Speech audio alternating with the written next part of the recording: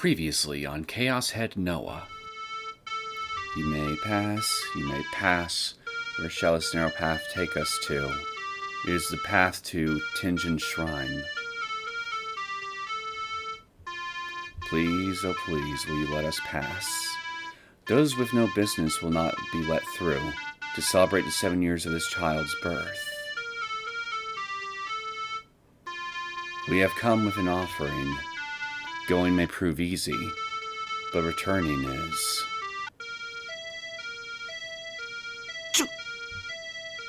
西条くんはどんな子だったんすか？難しい子だと聞いていました。特殊だと。特殊？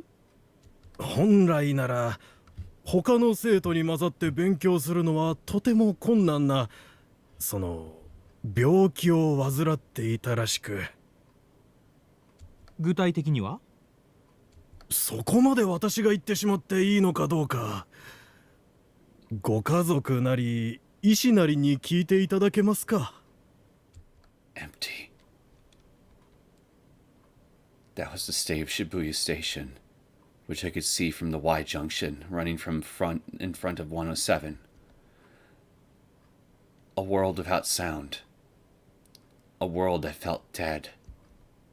A place which had always been flooded with overwhelming sound, now ruled by silence. The only thing I could hear was the sound of my own head breathing. そんな。 I fell to my knees in the middle of the large street. I couldn't walk another step. The shock had stolen every last ounce of strength from my body. ここ渋谷だろ。 There was no one to my left, to my right, in front of me, behind me. There was no one anywhere. Even though 7 p.m. on Saturday night was when Shibuya should have been the most crowded. What was going on? This wasn't happening. This couldn't be happening. やっと会えたね。 I could hear the boy's voice extremely clearly. It felt like he was whispering directly into my ear, which made me turn around. Of course, there was no one there. これどうなってるんですか？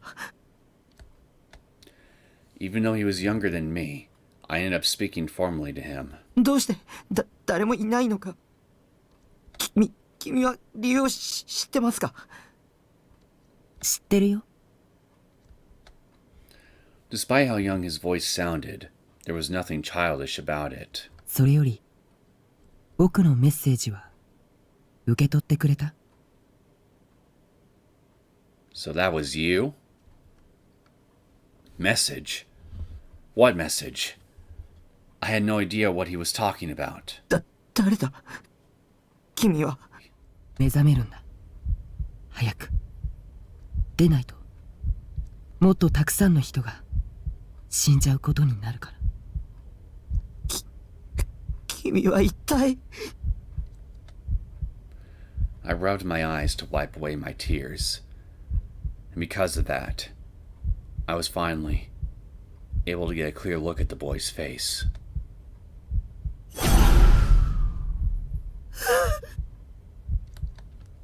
The boy wasn't a boy. His skin was covered with wrinkles, like an old man. His cheeks were hollow. His eye sockets had sunken into an abnormal extent. His pupils were cloudy. He had no eyebrows. And his body was as small as a child's. 僕は将軍だよ。しっかりして。 With such an anticlimax, my whole body felt like it was about to give out. ここにいたら危ないよ。 Her voice was slightly shaky. I couldn't tell if she was crying or not. 信号赤になっちゃってるから。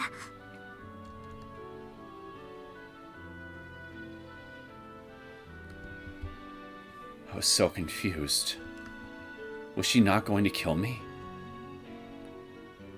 Why was she helping me? The hallucination from before, where all the people of Shibuya disappeared. It wasn't something she'd forced me to see. No, I don't think she'd had anything to do with it.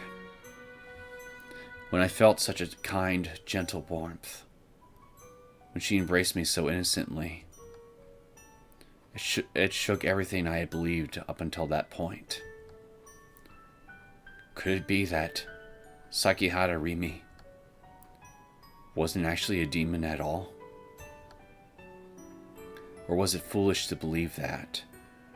What if this was just a cunning way to deceive me? Regardless, one thing was for sure. With Rimi hugging me, I felt an incredible sense of relief. I had no idea what to call such a strange sensation. 結局全部同じ違犯人うってニューなのかなスで言ってたぞ。手口が違いすぎるって。怖くね？バンドの歌詞と一緒らしいじゃん。ファンタズムな。お前あのバンドねこじつけてマジ有名なマジ仲間共今時感したんだけどファンタズム知らないなんてじゃあさ。 CD 貸せよマジ遅れてるよな。ほらこれ見てくれよこの前買ってきた超ゲルの誰でも言って結構来るじゃねマジで来てるやつ初めて見たでもあれじゃねこれってニュージェネの犯人に俺の顔が殺してくださいってアピールしてるようなもんじゃん俺もいよいよ全国デビューか最近渋怖い谷超怖くないマジうざいやる気でも入場何をなんかそういうクラッシュ殺される可能性あるじゃない同じ女だしキモい男とかだけ殺してほしいよねマジ応援する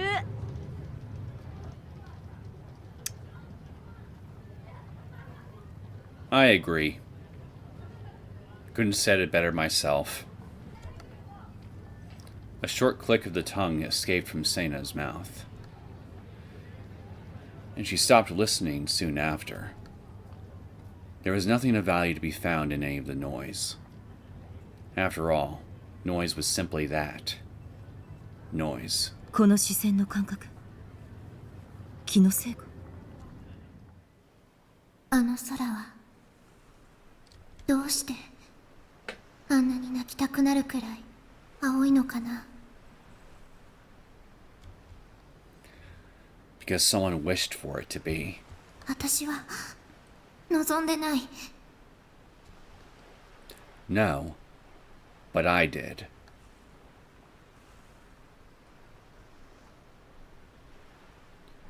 Because this place is your image world, but at the same time, it is mine as well. ね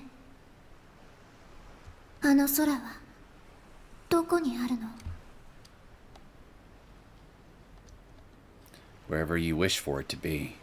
望んでいいの As my gaze wandered across the park, I couldn't help but think about Rimi. To be honest, I've been dreading going to school today. I knew I'd have to face her if I did. That was the real reason why I was stalling at the park. I felt like I'd said a lot of awful things to her. And yet, the smile on her face never faltered, and she always treated me like I was a close friend. And I was sure that, when I went to school today, she would keep on doing that as if nothing had even happened. She'd smile and talk to me like we were friends, pretending that she didn't even care at all about what happened in front of 107. It was hard to put it into words, but I felt a little annoyed by her constant cheerfulness. Yet at the same time, I also ended up feeling more cheerful myself when I was with her. I wasn't sure how to act once I did run into her. It was true that I didn't think she was a demon anymore. But honestly, I didn't think of her as a friend either. And so it continues. Greetings, my name is Neosekken, and welcome back to my Let's Play of Chaos Head Noah. So, before we get started with today's episode proper, I want to address the metaphorical elephant in the room that was brought to my attention in the last episode. Specifically, the crucifixion murder victim, or rather, the victim that seems to have been reported by the police. When they were going over when the police were going over their lists of current victims, and they came up to the crucifixion murder, they talked about some details relating to the murder itself, the murder scene itself, and showed a CG image of said victim. And I couldn't help but notice that there were some key differences in what was being reported and shown to us in that report, and what we personally witnessed as Takumi in the alleyway. Namely, the victim looks a lot different than the one that we actually saw. His head of hair is darker. It's not light blue like what we saw. His head was pointing downwards instead of up towards the sky. There's no blood visible anywhere on the victim himself. And the sheer number of stakes that were put into the body were not only placed around the limbs in order to suspend him, but in the case of the victim we saw, they were actually jammed right smacked into his body, and in much greater numbers than just a measly 10 stakes at that. In fact, there were so many stakes around the crime scene that I remembered that they were littering the area leading up to the body. And yet, the police only found 10 of those stakes at the crime scene. The ones that were reportedly used to suspend the victim up against the wall. And there's barely any blood to speak of, either on the victim himself, and even around the crime scene itself, not just the victim. So, with all these details in mind, I can't help but think that whoever the police found, and the guy who we witnessed getting killed, or at least having their body suspended up against the wall, are in actuality two entirely different people. Which of course raises the obvious question: well, who the hell is the second victim?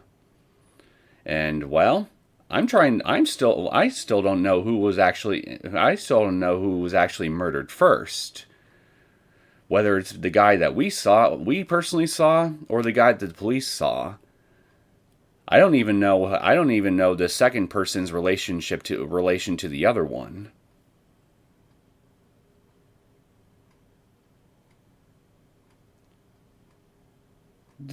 I basically have more questions at this point than I do answers as to the discrepancies behind what the police reported and what we personally seen.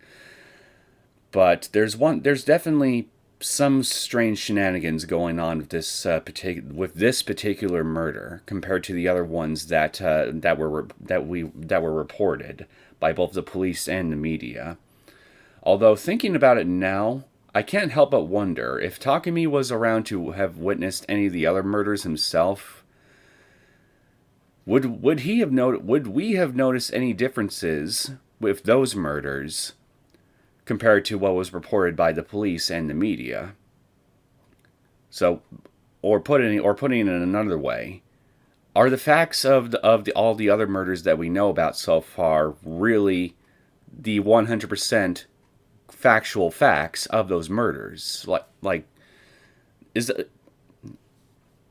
Okay, that just sounds pretty stupid how I just said it just now. So what I'm basically trying to ask is the other murders, as reported by the media and the police, the facts that we know about them, actually accurate? If we were able to notice this discrepancy with the crucifixion murders, is there more to those specific murders than what we currently know based on those police reports? I'm currently going to theory that yes, there undoubtedly likely is, probably a lot more than even I realize. But I guess we won't know until much later. So, with that out of the way, I'm ready to figure out what Takumi is going to do with Rimi today. And if he has no clue, I got a suggestion. Skip school and go bowling! Upon entering the school building, I lowered my head even farther toward the ground. As was my usual MO, I kept close to the wall and walked slowly toward the staircase. My class was on the 3rd floor. Getting up there was a pretty big hassle. They could really use an escalator or something. The exercise is good for you. Oh, hello. Didn't expect to run into you so soon. You look pretty dour. Was breakfast not good or something? When I reached the foot of the staircase, I spotted a girl climbing unsteadily up the stairs. She was dragging her right leg a little as she walked. Maybe she twisted it. Her petite body swayed from side to side. She looked extremely unstable. As other students passed by one after the other, the girl slowly continued to climb, exactly one step at a time. Watching her from below, I would be able to see her panties any second now. Shit. If I kept this up, I'd be labeled a total pervert. Well, it'd be accurate in your case. Last thing I needed was to go in front of a mirror and see myself as Bill Clinton or some shit. You don't need to be Bill Clinton to be a pervert. With that thought in mind, I stepped onto the stairs in order to pass the girl. But right when I did, the girl caught the tip of her shoe on one of the steps, and she immediately staggered. Oh, man. Oh. She drew blood. When she fell down, and then she fell down so hard, you could almost feel the crash sound effect. Fortunately, she ended up falling on the landing, so she hadn't fallen down the entire staircase. She was still down on her knees from the pain, though, and was staying pretty still. Could this be a flag? Yeah, no way. Even if it was, calling out to her or anything even remotely similar would be impossible for me. Then just go over to her and help her up, if talking is such a hassle for you. So I hurriedly slipped past her. You dick. Sorry, but you should get some womanizers who's actually into 3D to help you. Someone like Misumi-kun. It's just being a good Samaritan, you piece of shit! You really shouldn't rely on me. Clearly. But the girl was staying curled up on the ground so motionlessly, I started to get a little worried. I was halfway up the stairs when I slowly turned back around to check on her. The girl was gripping onto the railing and trying her absolute hardest to stand back up. Her knees were trembling. She looked like a newborn fawn or something. Her knee was oozing blood. Maybe she'd scraped it. Her face. I'd seen it before. Wasn't she the girl who transferred into my class last week? What was her name again? I couldn't remember. Oh wow, she was crying. Did it hurt that badly? The fall had definitely been pretty bad, but not bad enough that she'd cry from it. There was nobody else willing to lend her a hand, so do it yourself! After just barely managing to stand up, she bent forward and peered down at her knee. She must have been checking to see if she'd hurt it. The transfer student wiped away her tears, set down her bag on the spot, and started rummaging around inside it. What's she looking for? I wondered. Suddenly, she raised her hand above her head in a triumphant manner. Clasped in her hand was a Band-Aid. Our eyes met. The transfer student went red in surprise soon after, then hung her head. Regardless, She looked like she was okay, so I was sure she'd be fine without me. Thinking that, I hurriedly made my way to class. Dick.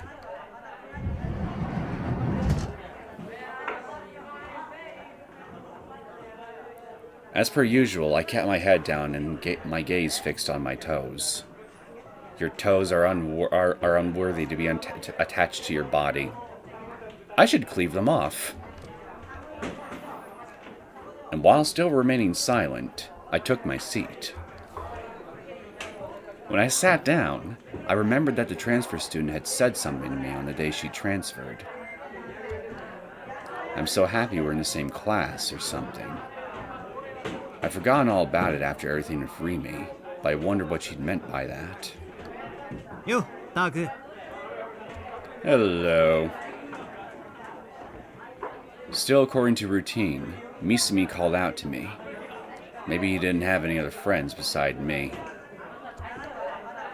Well, you're probably not wrong. You probably are his only actual friend, and all his other acquaintances are, girls he's sleeping with. He'd always talk to me and no one else, so I was starting to genuinely suspect that. 聞いてくれよ。昨日さ、怪しいおっさん2人が校長室に入ってくのを見たんだ。で、俺とリミトでこっそり盗み聞きしてみたらびっくりしたぜ。その2人、刑事だったんだぜ。Well, I wonder if it's the two same detectives I'm thinking about. え？ Detectives? なんか深刻そうに全校生徒の名簿とか見ててよ。もしかしてニュージェネと関係あんのかな？ You're probably right, actually. Maybe. The true new gen culprit was someone at this very school. I couldn't help it, but a face popped into my mind. Rimi's. なあ、盗み聞きしてたら見事にバレちゃったんだけどね。Well, think of the devil and she shall appear right in front of you. I jumped. Speak of the devil, Jesus Christ. I felt my heart rate leap when I heard Rimi's voice invade the conversation.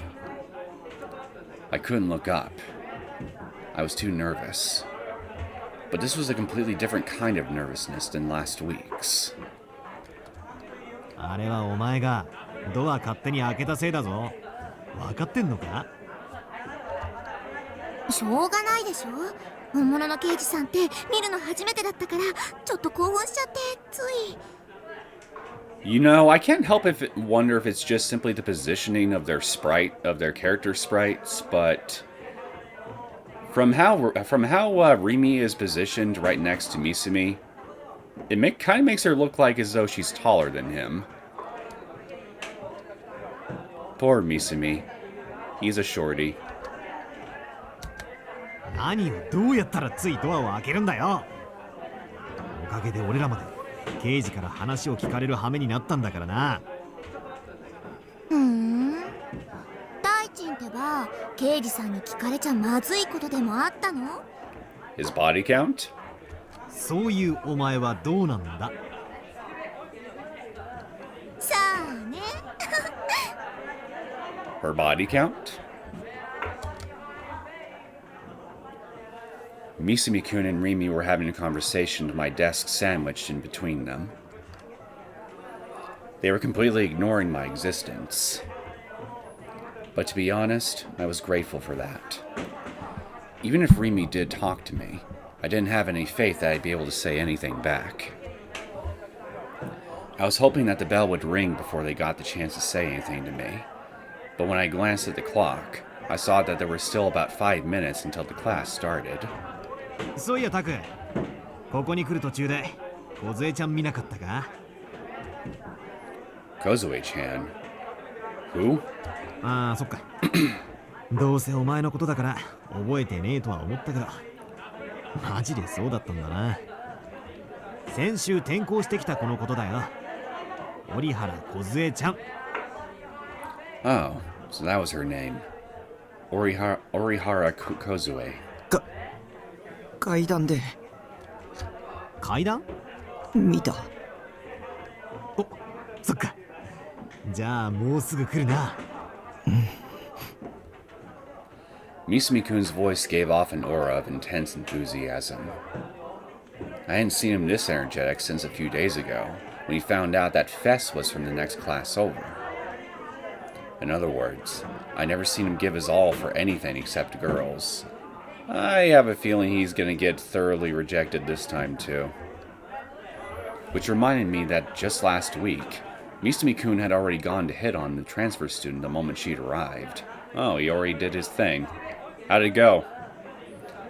You really are incorrigible. You've got a girlfriend and everything. I hope you're real proud. He clearly is. な、小勢ちゃんってマジ可愛いと思わねえ？ He asked me something I had trouble answering.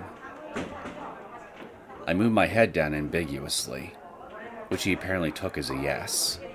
太郎！俺一目で気に入っちまったよ。なんか守ってやりたくなるんだよな。We'll see how long this love at first sight lasts until you spot another girl pass your line of sight within the next 10 to 15 minutes. With the kind of person you are, I say it'll probably only take you 7 minutes. 男子みんなも同じ意見だよ。どいつも可愛いって言ってんだ。けどよ、女子の間じゃあんま評判良くねえんだよな。まだ転校してきたばっかだぜ。それなのに早くもうざいみてえな意見まで出てきてんだよ。このクラスの女子って性格悪いやつ多すぎだ。それって大臣のせいじゃないの？だいたいそのうざいって言ったのどうせ大臣の彼女でしょ？ああ、そうだけど。そりゃあ彼女にしてみればうざいに決まってるよ。自分の彼氏が目の前で折原さんを口説きに行っちゃってたらさ。私でさえよく喧嘩売られるんだから、大輔君に近寄らないでって。しかも一人じゃなくて何人かから言われた。She raises a good point, Misumi. マジ？自覚なしか。少しは反省したら？いや Probably yes. モテる男は辛いぜ。これだよ。さすが女の敵。もう私フォローしてあげないからね。あ、折原さん来た。なんか怪我してるみたいじゃね？本当だ。どうしたんだろう。She'd gotten hurt back when I saw her on the stairs. I think she may have been hurt before then, given how much trouble she was going up the stairs before she fell. I obviously wasn't going to tell them that, though. I was trying to avoid talking to Rimi in any way possible. 俺、ちょっと言ってくれ。Misumi-kun ran up to where the transfer student was. Thanks to that, Rimi was the only one left standing close to my desk. Misumi-kun, please don't go. Ooh, delusion.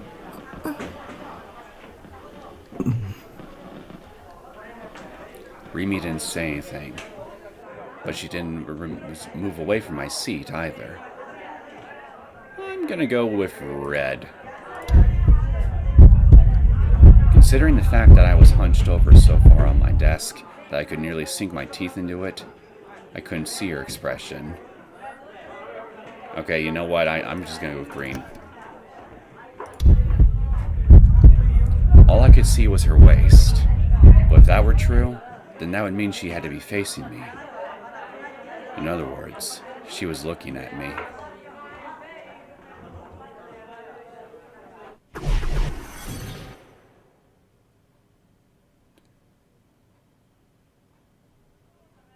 I should work up some courage and act natural.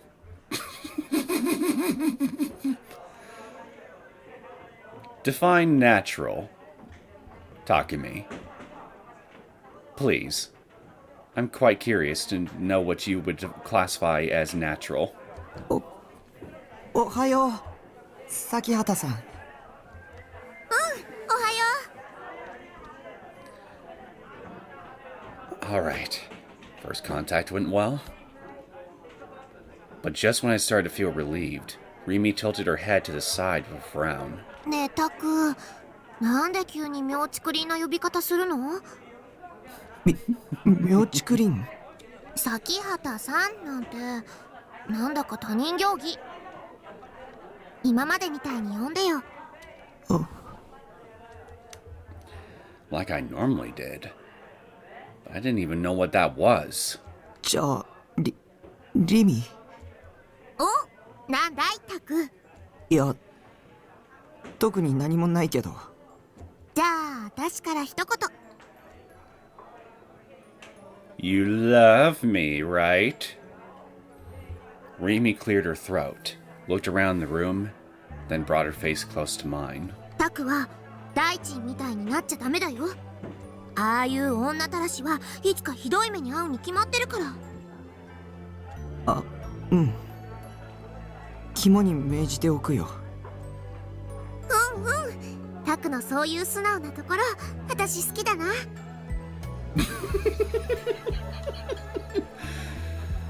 Do you actually know him?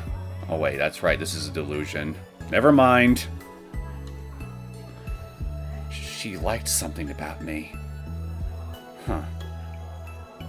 Actually, wait, it's still funny. You think, you Taku think that you're actually honest. In other words, from Rimi's POV, I was the honest, neutral character archetype. そもそも私、大臣のことで一つだけどうしても許せないことがあるんだよね。あれだけあちこちの女子に声かけてるのに、私には全く見向きもしないってこと。ひどいと思わない？え、三角くんに Who, the enemy 口説 of かれたいの？ Who, the enemy of all women won't even give any attention to you, a woman? Shock. I am absolutely shocked. How dare he? I guess that wasn't surprising. He was a total alpha in terms of looks, and he was fun to talk to. I wouldn't call him an alpha myself. I say he's basically the skinny equivalent of the Brad to another guy's Chad, if that makes any sense. Even if you stuck him with a penalty for being a playboy, he'd probably still be the type any girl would go out with. But despite what I thought she was talking about, Rimi frowned and shook her head. タク、冗談きついよ。大臣に口説かれるなんて想像しただけで鳥肌立っちゃう。 And yet, you're angry that he won't hit on you.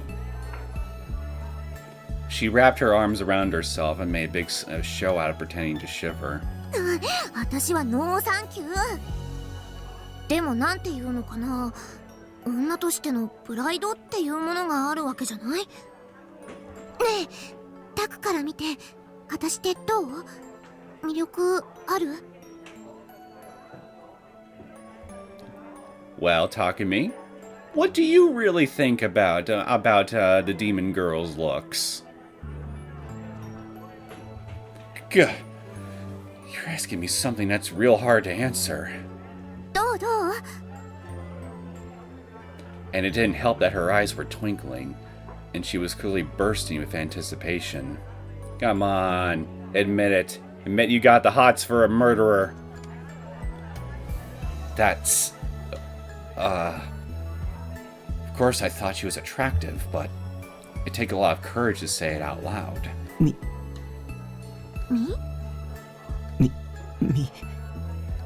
認めたくないものだな。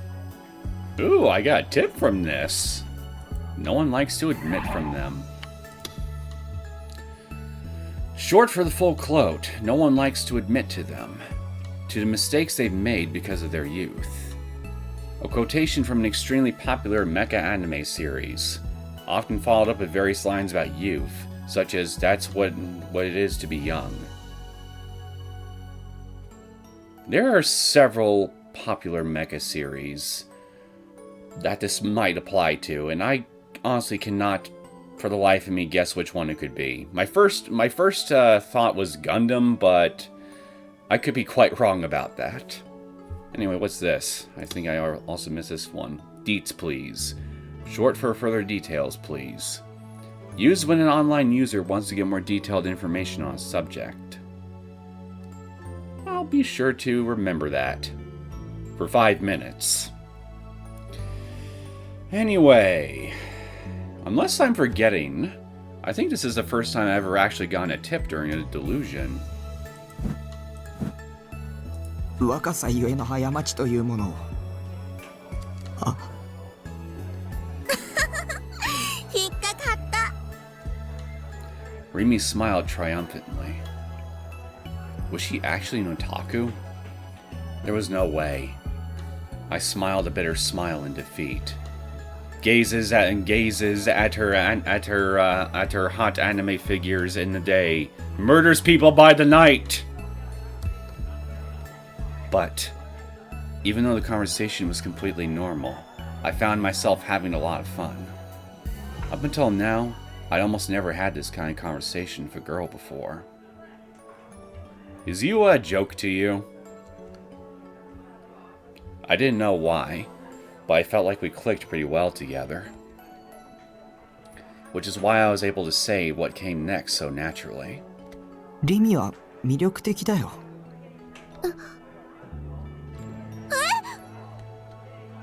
Rimi exaggeratedly threw her head backwards, and her face instantly turned to beet red. 面と向かって言われると恥ずかしい。でもありがとう。タクにそう言ってもらえるとすごく嬉しい。大地に口説かれるより1億兆倍嬉しい。1億兆なんて桁はないけど。There is now. なんとなくニュアンスで分かってよ。それだけスケールの大きい嬉しさってこと。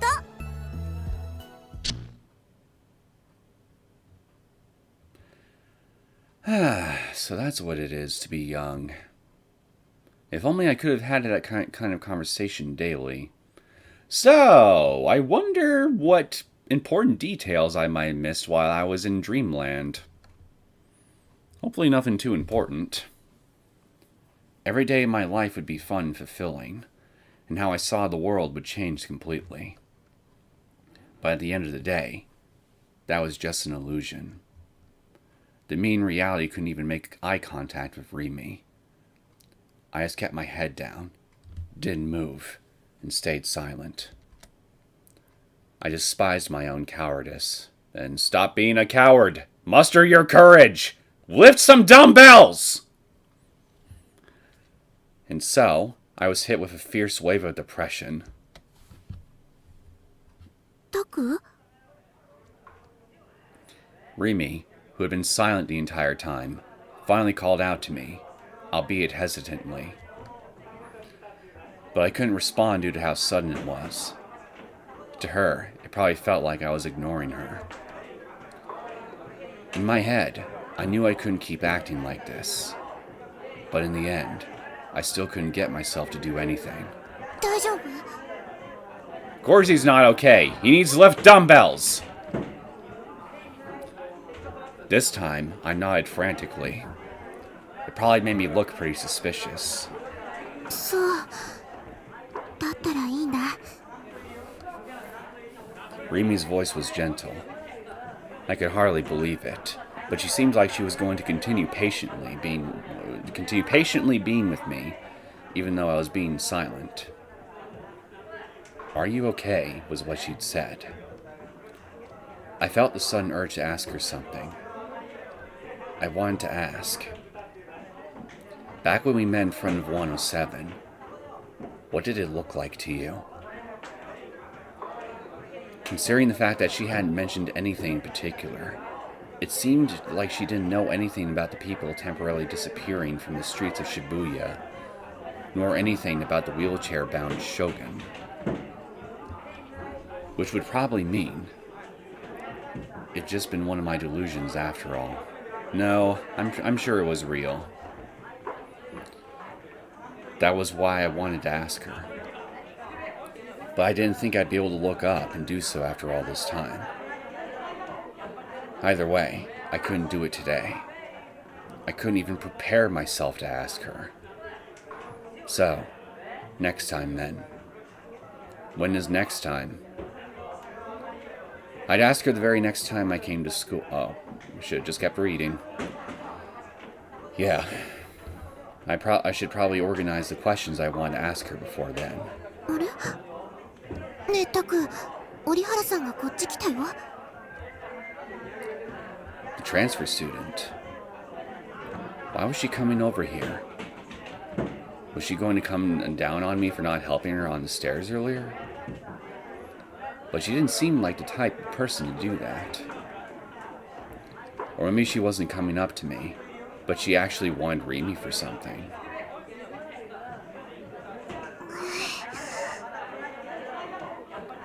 Maybe she wants a spare band-aid, if you've got any. The transfer student came up to Rimi, then stopped. She didn't say anything. What the hell? As long as Rimi was here, I couldn't raise my head. You could always raise your feet. The transfer student's toes were fidgeting, but she still didn't try to say anything. 折原さん、どうしたの？ For some reason, the new student timidly then placed a single bandage on the edge of my desk. It was a fancy one, with a picture of that weird character, Jero Froggy, emblazoned on it.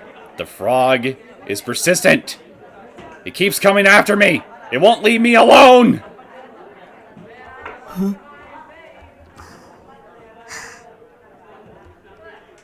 Was she giving it to me? Well, you probably are gonna need that bandage for later when something inevitably bruises your ego. Probably later in this episode, actually. How do I react? This Orihara Kuzue girl was kind of weird. I think she heard that!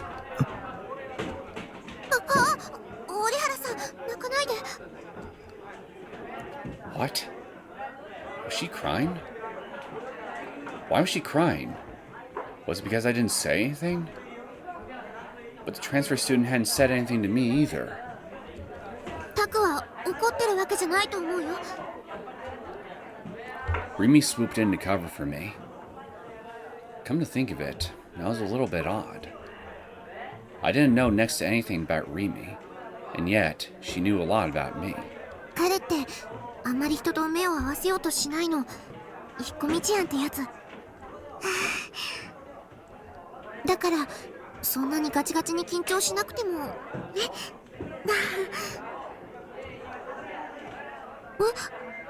私にも絆創膏くれるの？ありがとう。 With that, the transfer student bowed her head deeply to Rimi, and then she sped her way back to her seat. It was almost like she was running away or something. I hope her step has improved since we last seen her, because I'd imagine she'd be hobbling over there if it hasn't.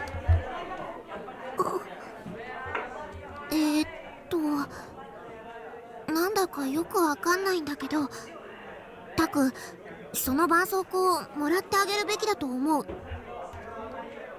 Why is she, excuse me, getting tongue twisted.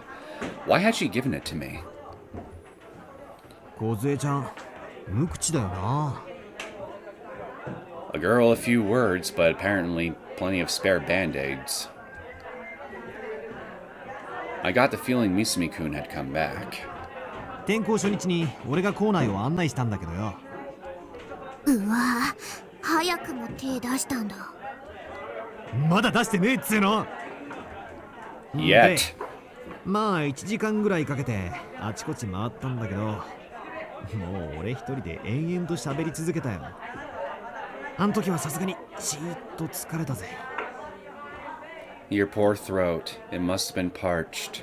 しかもすぐ泣きべそかく。そうそう、今も急に泣き出したから何が起きたかと思ってあたふたしちゃった。そんだけピュアなんだよ。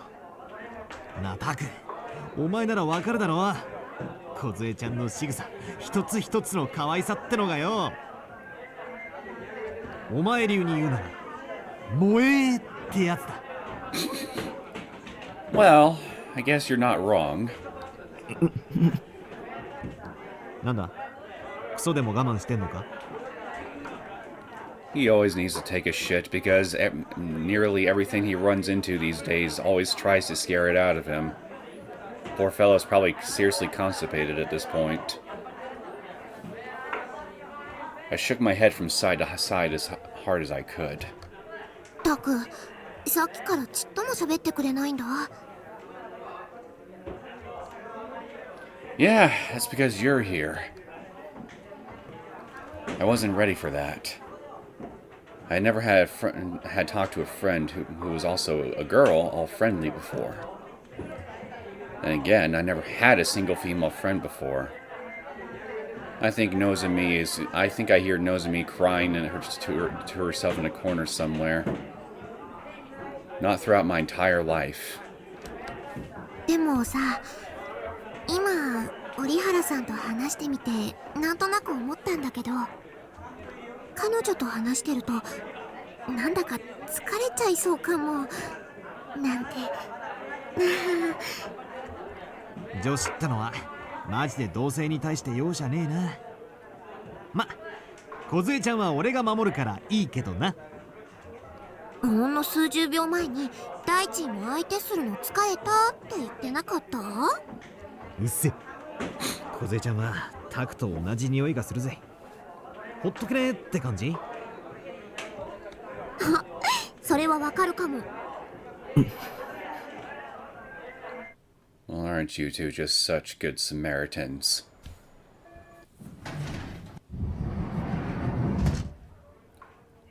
The sound of the bell told me that all classes were done for the day. The second it went off, I packed up my things, got up from my desk, and left the classroom. I couldn't stand the subtle distance I felt between me and Rimi for a second longer, so I wanted to get out of the classroom ASAP. Besides, I also had to stop by Manga Daraki today. In the end, I hadn't been able to say a single word to Rimi. I'd had several chances to talk to her, but just like this morning, I kept my mouth locked shut the entire time. I might have screwed up by doing that. It would make it even more difficult to talk to her next time I saw her. I was sinking deeper and deeper into the thick swamp, and I was trying to figure out how the hell to act around Rimi. Oni! Hey! I was just thinking about you a minute ago. Just as I was about to leave the school building, I was hit with the voice of a certain irritating person. Nanami came running up to me. I'm sorry, I called you Nozomi. I'm so sorry. I keep mixing your name up with that organization.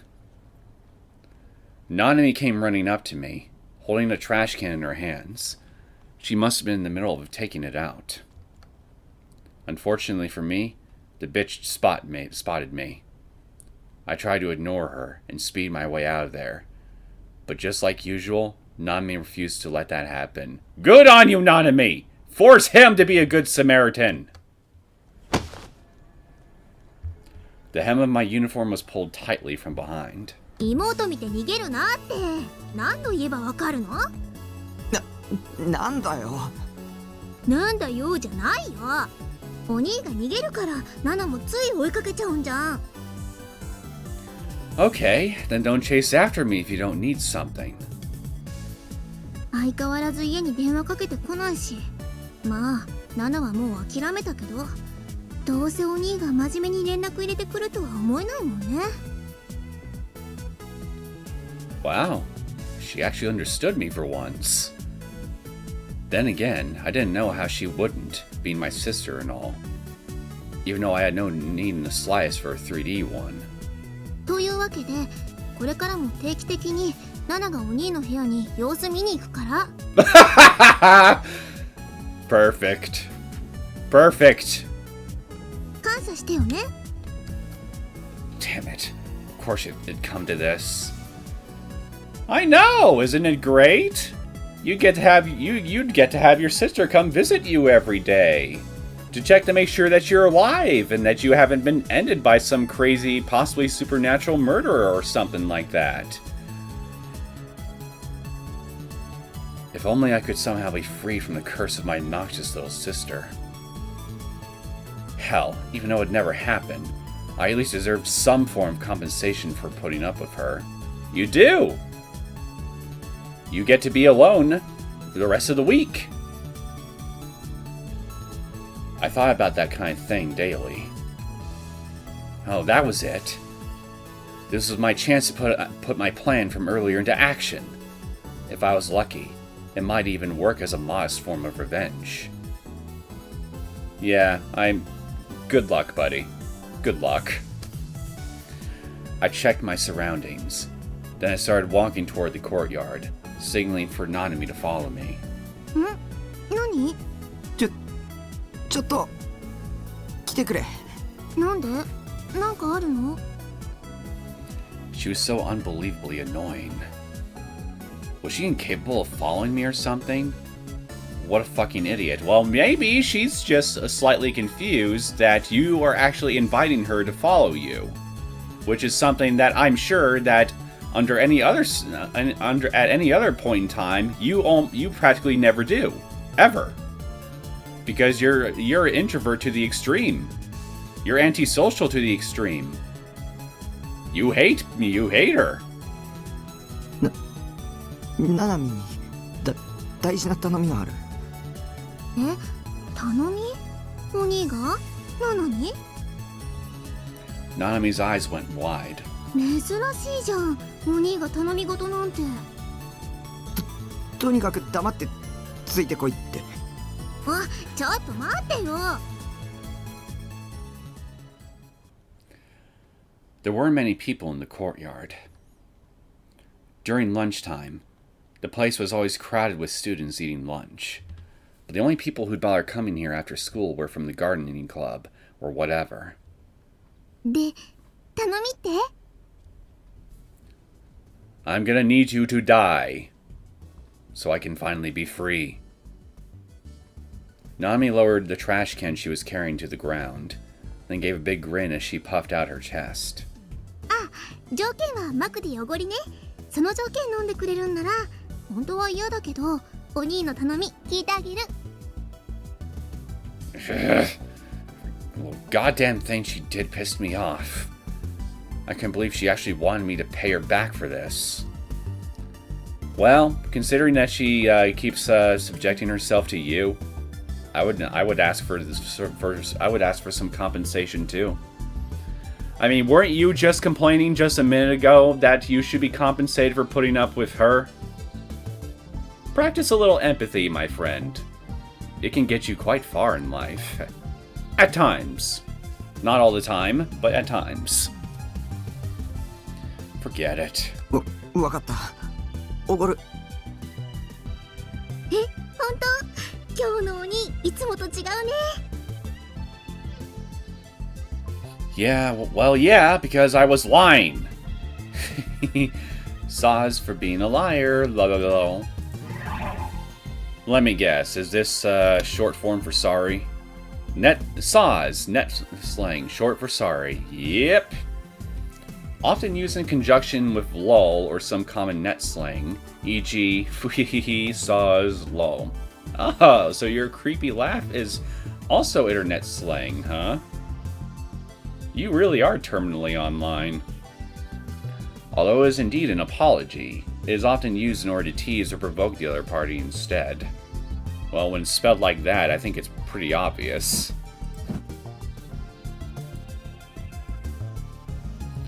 And with that, I handed Nanami my cell phone. I then asked her to call the prank caller whose number was stored in my call history. 03, okay. 着歴の This could be interesting. 番号にかける？相手は誰？ネットの知り合い。 Nanami was tilting her head with a suspicious expression on her face, so I quickly told a lie that would seem plausible to her. どうして7がかけるの？かければわかる。なんか企んでない？ Why am I getting a bad feeling? Oh, why am I even asking? It's obvious why I'm getting a bad feeling. Oh my god! If all you have to do is just shut up and do what I say. If you can't even do that, then just go home. I have no use for you. じゃあもうお前には頼まない。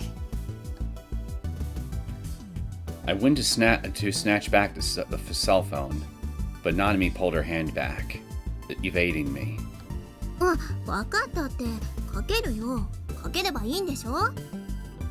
ほんとわがままなお兄だな。Yeah, you should talk. I'm just gonna shut up. Choking back my anger, I watched with bated breath as Nanami dialed the number in question. Nanami, blissfully unaware, put the cell phone to her ear and waited for them to answer. I noticed that on the hand she was holding the cell phone with, she was wearing a yellow bangle. That was the one I'd given her, wasn't it? Then again, it was more something she just decided to appropriate, rather than me actually giving it to her. Oh wait, I think I know what's gonna happen. She's wearing that bangle, which I suspect has something to do with these D swords. She's calling this mysterious number, which seems to be tied to Shogun, who has some very interesting powers about them.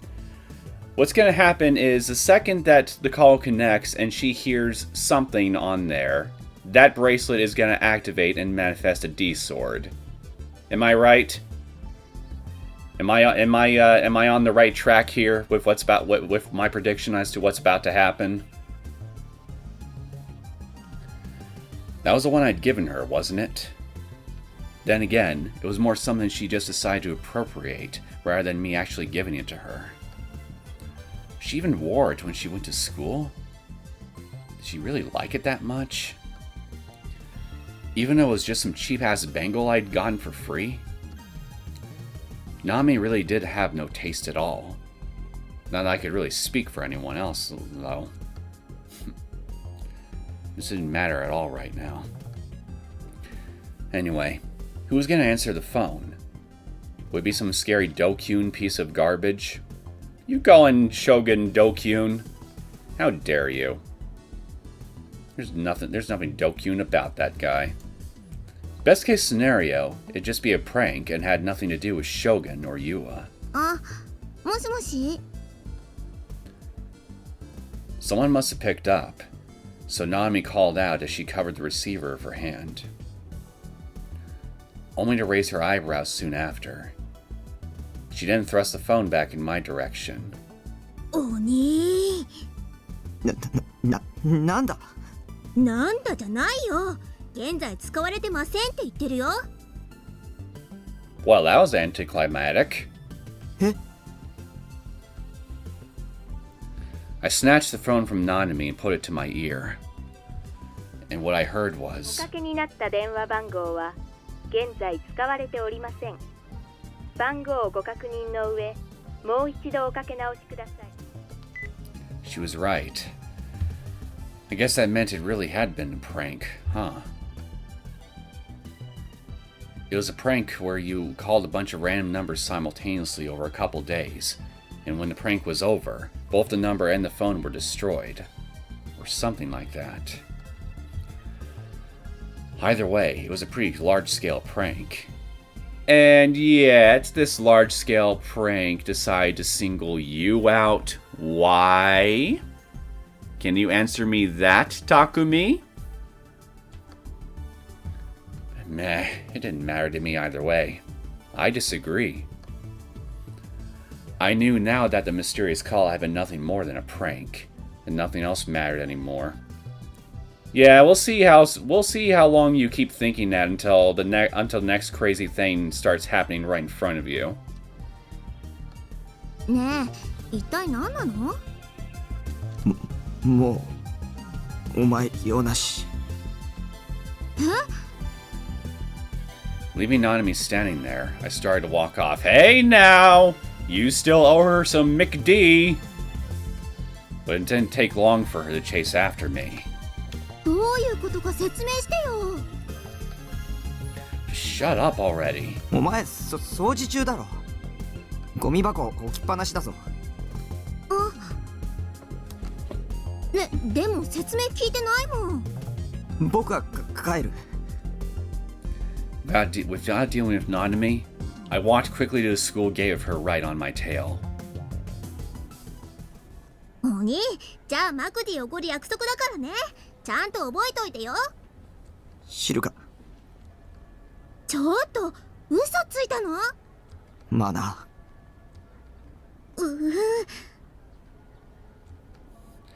Nanami stopped dead in her tracks, looking pretty upset. For denying this sweet thing her fast food burger, I'll cut off your fingers too, along with your toes. Be pretty hard for you to fat without fingers. But I kept right on moving. おにのバカ! She yelled out in a voice loud enough to echo throughout the entire area. Fed up with her, I went to turn around and saw her glaring at me with her hands on her hips. Oh, going back for more, are we? おになんて携帯の電磁波の影響で脳みそスカスカにされて死んじゃえ。I just love her insults. They're so creative. Shit. Thanks to Nanami screeching, more eyes were looking our way. Even though I made it a point to stand out as little as possible at school. My sister was the most obnoxious shithead of all time. Because of you, my friend. She's only like this because of you. You create your own worst enemy. Not giving a damn about what Nanami had said, I ran off toward the school gate. It was best to retreat in times like this. Or, wait a minute. Do I have the skip thing on? Baka! Shit, what? Okay, what the hell did I push to turn that on? Help. Where's it? Skip. Skip. Skip. E. Okay. When the hell did I push that? Nanami's voice could still be heard even after I passed through the school gate, making me feel completely and utterly drained. As you deserve. Couldn't even be bothered to feed her a burger. Bitch. You, not her. Higashi Matsuyama was one of my favorite artists. They were ultra famous, and their fans would always form long lines at every one of their events. I heard that the new Blood Tune Dojinshi that had come out this summer had sold out in no time flat. I'd wanted to go too, but all the events where it was being sold at had been way too crowded, to the point where it would have been too much for me. Because of that, I found myself tearfully giving up. It had been naive in me to think manga darake would be safe just because they had consignment sales. There had indeed been some consignment sales, but they'd been annihilated in practically an instant. On various online auctions, the premium price that was set at tens of thousands of yen. All scalpers should die in a fire. Freaking men did that. I agree with you 110%. Scalpers. A derogatory term used to refer to people who acquire difficult-to-find products only to sell them at a higher price in online auctions. It's not just online auctions. But yeah, scalpers, scum of the earth. They deserve to lose everything. Regardless, with all that in mind, I thought it was probably impossible to get my hands on it. However, just yesterday while I'd been surfing @channel, I just so happened to see that the new issue had been recently restocked at the Manga Darake, which is why I headed for it immediately. 神様、奇跡を起こしたまえ。 Careful, you might get what you asked for in a form that you might find most wondrous and strange. And very much not like what you want.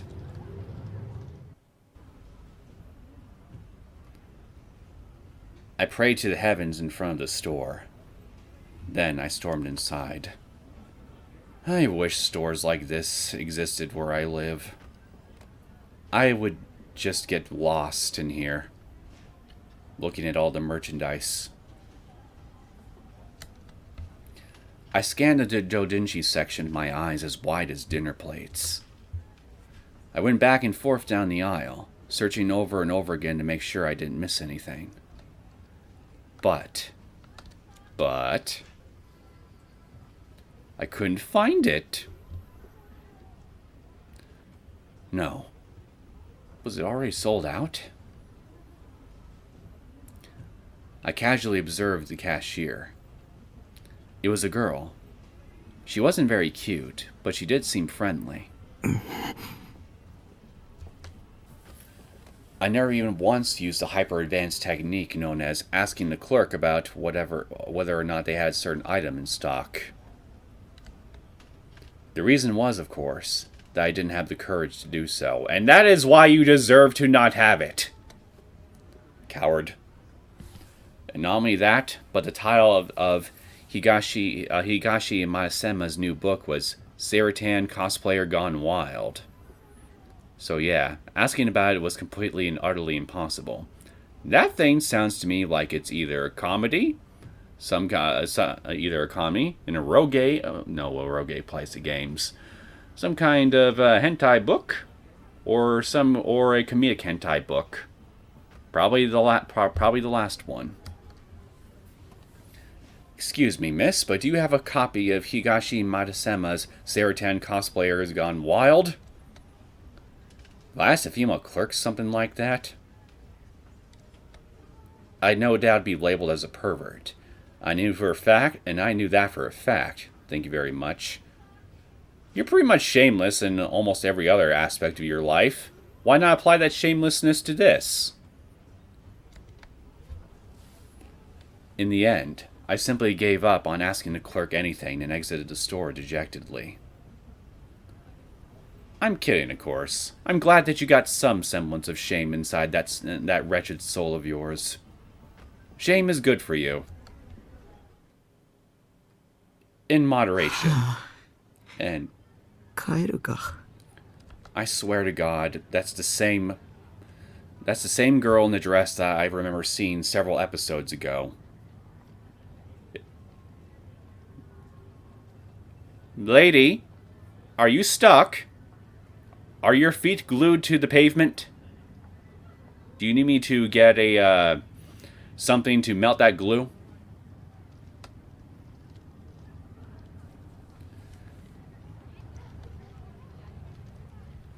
Or maybe I should go to @cafe. Flipping between the two as I walked, a sword I had seen before flashed past the edge of my vision.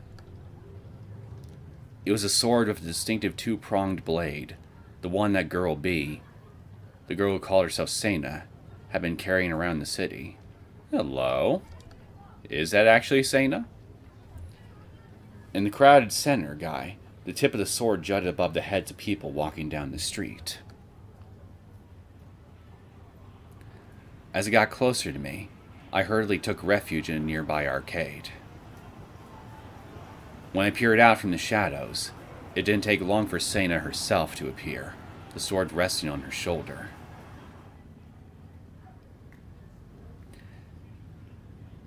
So, did you win yet? Did you find a popsicle that made you a winner? Wearing an expression that was just as terrifying as ever, she walked quickly toward the station.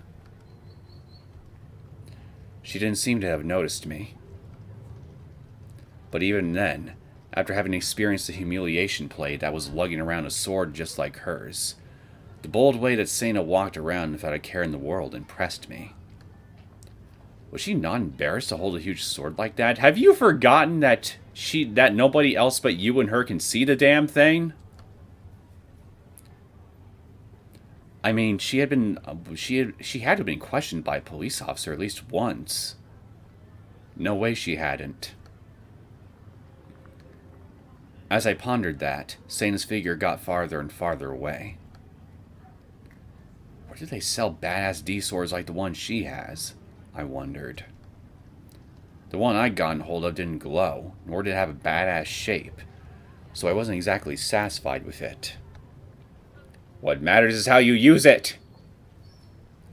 In comparison to the sword Sena was carrying, mine was far less impressive in terms of design. Yeah, well, even a plain sword like yours can look damn impressive when used efficiently. Swordsmaster can pretty much look like they're dancing as they're hacking and slashing away at their enemy. The entire reason behind me getting a D-sword was to use it as a protective charm. Back at the Scramble Crossing, I've been trembling in fear and wished for something I could rely on. After Rimi had shown up, I'd become slightly more stable, but the situation surrounding me was not getting any better. I still had a lot of enemies, such as Shogun, Yua, etc. That was the reason why I wanted to get my hands on a D-sword that looked way stronger than the one I actually had. Of course, there was also the collector's spirit found in every otaku. As if drawn to Sena's sword, I'd been staggering over towards Scramble Crossing without realizing it. Oh God. I bit my lip. I didn't want to be out in front of the station. I would reluctantly go to Center Guy, or school, or whatever because I had things I had to do there. But if I could help it, I preferred not going anywhere near them. Having a crowd of total strangers standing around me made me feel as if any escape route had been stolen away, and just the illusion of that made it hard to breathe. Unsurprisingly, the area in front of the station was infested with people. I was starting to feel more and more sick, so I opted to look down at the ground to try to hold back the nausea a bit. Because of that, next time I looked up, I realized I'd lost sight of the conspicuous sword. Maybe she's behind you! It looked like she'd been walking toward the Hachiko statue, but... Right then, the light above Scramble Crossing turned green. A sea of people rushed into the intersection from various directions. It became pretty chaotic. A whole host of people walking every which way, and they did it all without even so much as bumping into each other. When I saw something like that, I realized how unrealistic the empty Scramble Crossing I'd seen in my delusion the other day really was. There probably wasn't even a single second in the entire year where there were no people in this place. What was I even trying to accomplish by chasing after Sena in the first place? I hadn't even been able to ask the friendly Mangadaraki employee whether they'd had something in stock. So how exactly was I supposed to talk to someone who looked unfriendly and scary looking like Sena? Besides, she might have been my enemy. I didn't know what she'd do if I carelessly followed her around without any form of protection. What was wrong with me? I should just go home. I finally decided on that, but right when I was about to turn around... What the heck? I noticed a white chain lying on the street. I couldn't see the end of it because it was concealed by the legs of various pedestrians, but it seemed to be stretching from where I was standing all the way to the other side of Scramble Crossing. What the hell? It was a ridiculously long chain. Was it for construction or something? But there was no evidence of construction going on anywhere. I couldn't believe they left a chain lying around like this. Was this a location they were shooting at for some movie or TV show? No, they wouldn't be filming at a time as crowded as this. Okay, then did someone throw it away? A chain this long? Maybe you should try looking up at the feet up there. It'd already be hard enough just to bring it this far out here.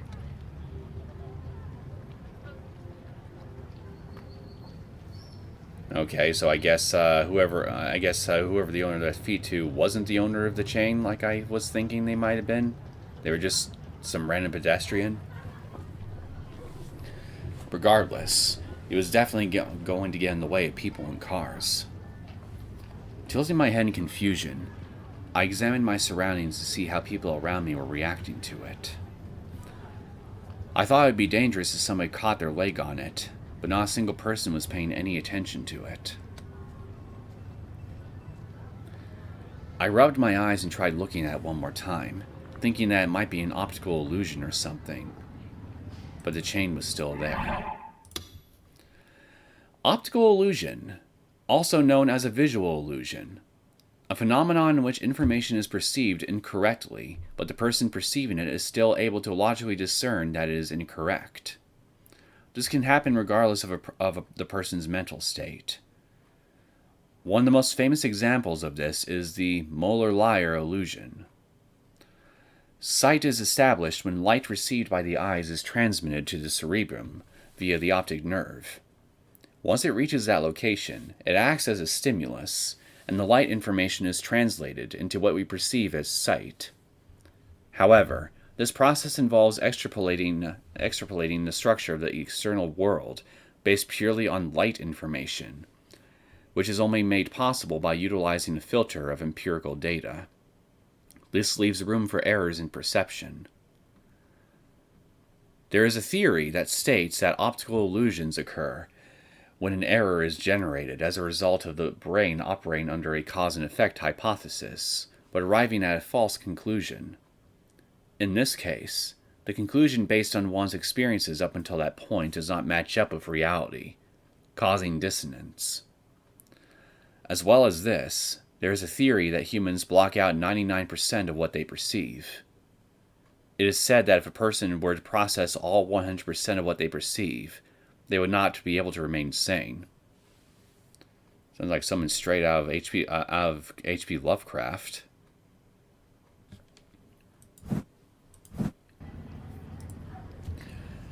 I didn't have the courage to touch it, though. It creeped me out too much. It wasn't a cheap-looking plastic one. It was an extremely sturdy-looking iron chain. How long had this thing been left sitting here?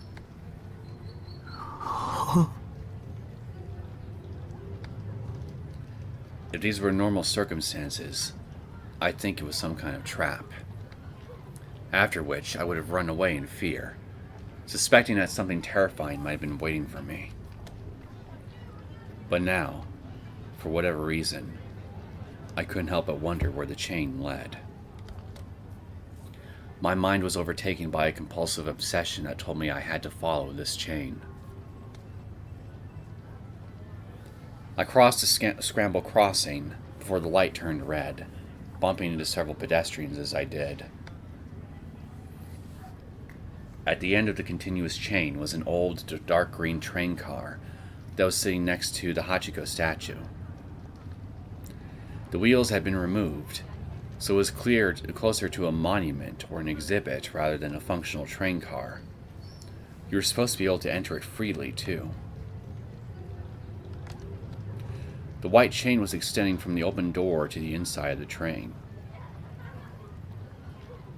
I don't know if you should get on this thing, because I'm concerned that if you do, it'll take you to someplace very strange.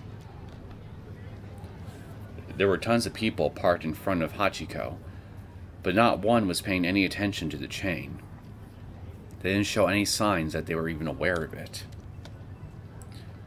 As well as that, there was no signs of any people on the train at all. With a gulp, I peered inside the train car.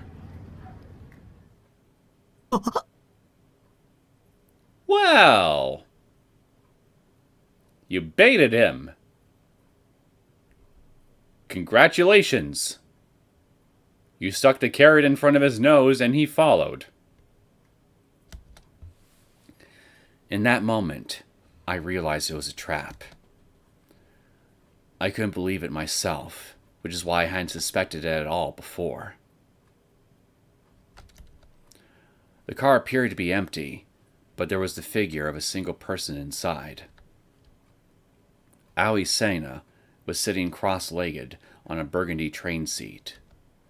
Her sharp gaze was fixed firmly on me.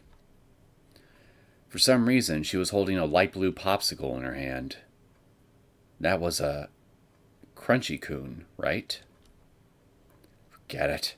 I couldn't care less about Crunchy-kuns right now. I care! Does it taste good? More importantly, the gigantic D-sword she'd been carrying was mysteriously nowhere to be found. I wonder where she had even managed to put the thing, with how huge it was and all.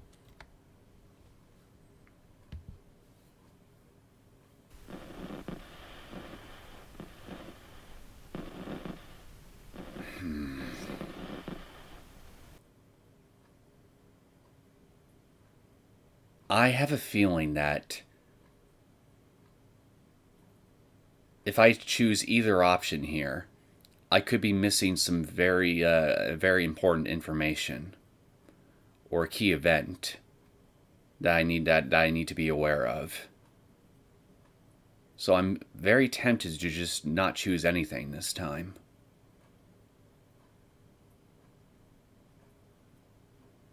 But on the other hand, given the fact I have almost I've chosen something almost every single time, I feel like I should just for the sake of it. So I really don't know what I want to do here.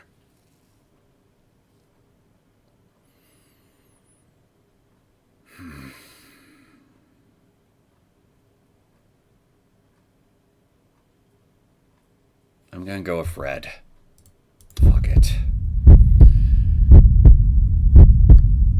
Which reminded me that, back when I first met her in Senergai, she had said something about finding her in a train car in front of the station. This must have been what she'd meant. Was she the one who put this chain here? I would assume so.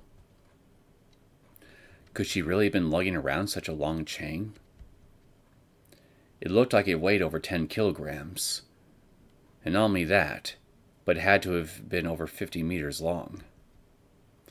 I had no idea what was up with this girl. She was entirely unknown to me. She wasn't normal. Could she be Shogun? Feeling scared now, I moved to run away without saying anything. Only for a sharp voice to strike me right then. Hide.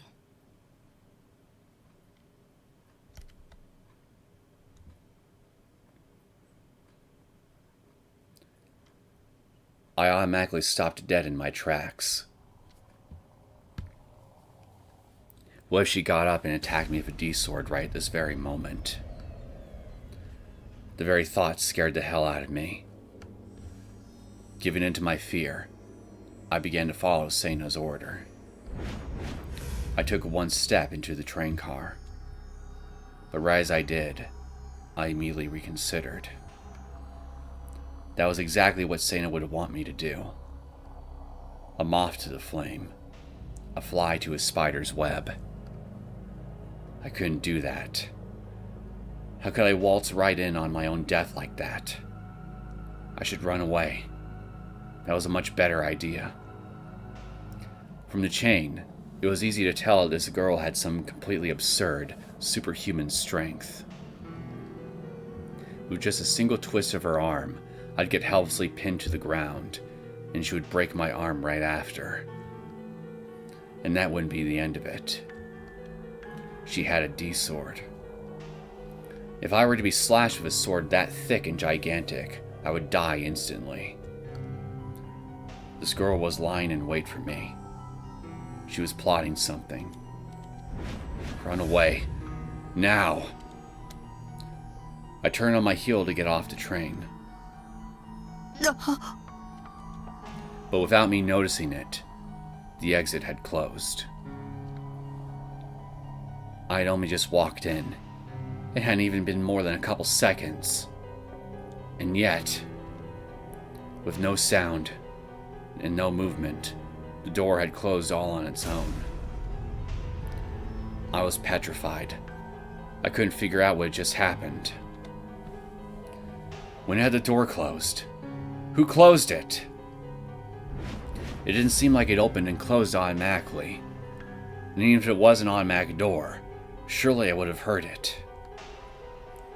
Sena was still sitting down on the seat. She hadn't moved a muscle. So she couldn't have been the one to close it. And it obviously couldn't have been me. I hadn't even touched the door. I wondered if there was someone nearby who could be the owner, but I couldn't see anyone outside the window who looked like it.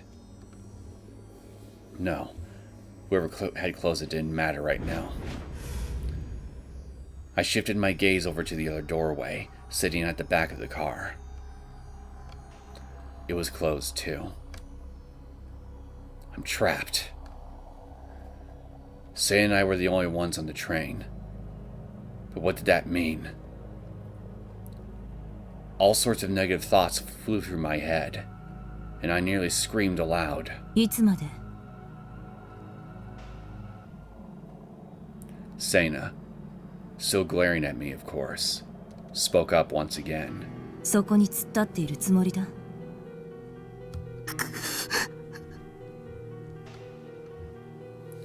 I had nowhere to run. My legs trembled. If I was to make some noise, the people outside might notice, but Sena would probably beat me to a pulp before I could escape. For now, it was best to do just what she said, without resisting. I resigned myself and went to stand in front of Sena.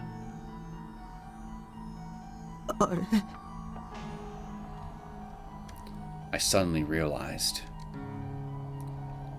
The bundle of chain that had been at Sena's feet just a moment ago had disappeared without a trace.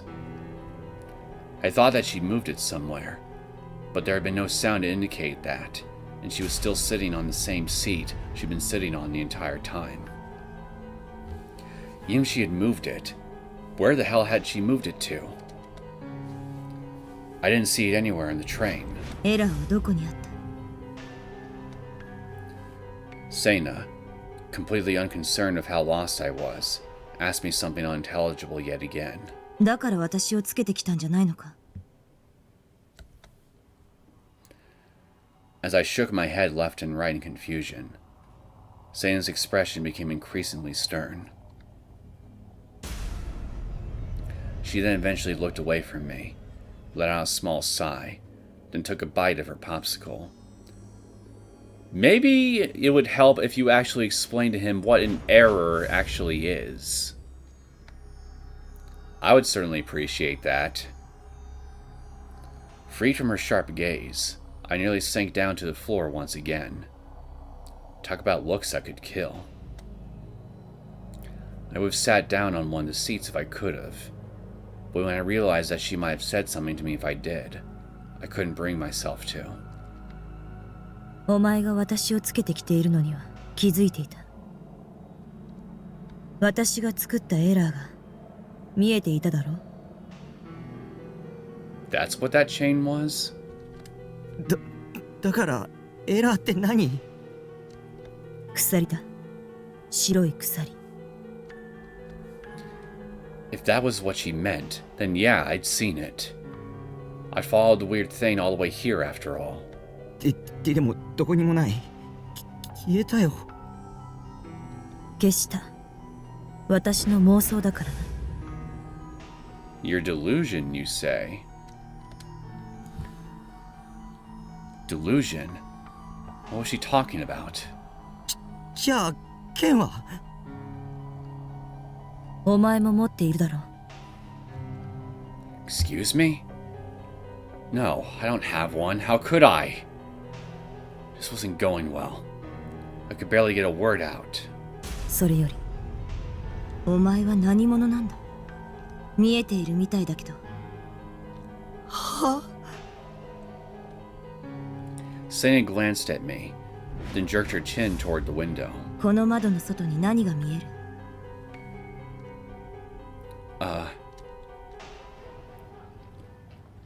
？People. Lots of people. It felt like there were even more people than before. I felt like I was going to get a headache just from looking at them. There were people with their heads glued to their cell phones. People smiling over phone calls. People standing and staring at the stream of people. Practically everything I saw out the window was people standing around waiting for other people. What was odd to me, though, was how no one thought it was strange that Sena and I were locked in this train, despite the fact that there were this many people. You'd think at least one person would find it weird. No one was paying attention to the train. 完璧な世界がそこにあると思うか？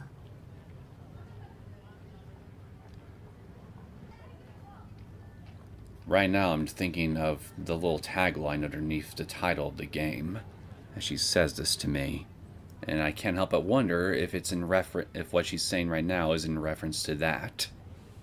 あるはずがない。エラーは確かに存在する。すべてのものは人も含めて電気仕掛けだからな。 What kind of chuny plotline was that? Jokes aside, I also thought about similar things pretty often. And I wasn't trying to say that chuny plotlines were bad or anything. After all, the world was overflowing with books, movies, and anime that were nothing but chuny insanity. Why was it that a writer or a movie director or whoever else could come up with chuny plotlines like that, and it was all well and good, but when amateurs like me did it, everyone made fun of us? The world's greats had all been chuny boos. Just think about it. The Wright brothers had generally thought that they could fly through the sky 100 years ago. Napoleon had boasted that the word impossible is not in my dictionary. That was why chunibus weren't something to be mocked. It was the path that all of the world's greats had taken. But my question was, why had this girl suddenly started spouting all this chuny shit at me? 何を見ているかじゃない。何を見せられているか。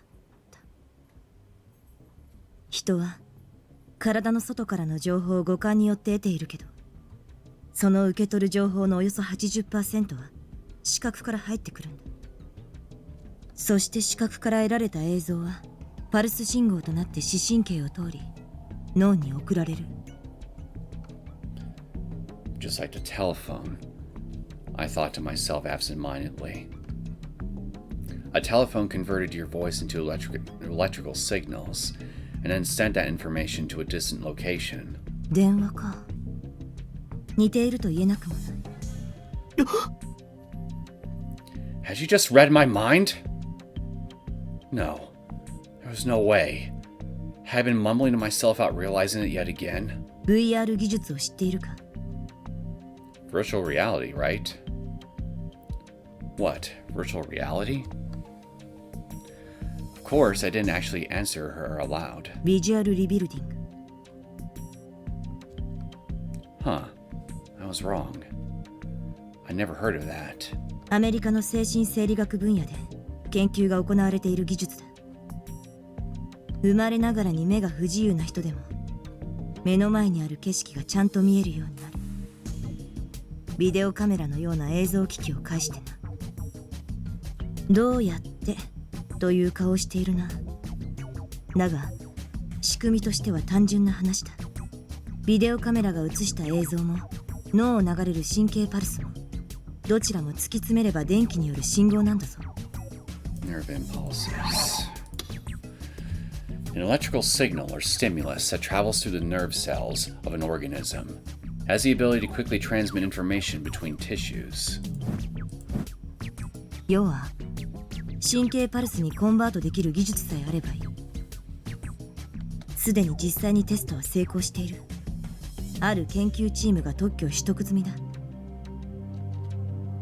It was patented? Seriously? I thought that was just a fairly hardcore delusion with an impressive amount of depth and detail behind it, but claiming there was a full-on patent was taking it way too far. その特許から読み取れることがある。